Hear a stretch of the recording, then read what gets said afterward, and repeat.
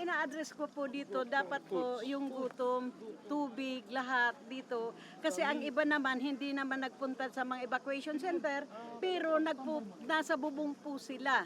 Ang the worst na nangyari po dito sa akin, yun pong 3 barangay na wala na pong kalsada.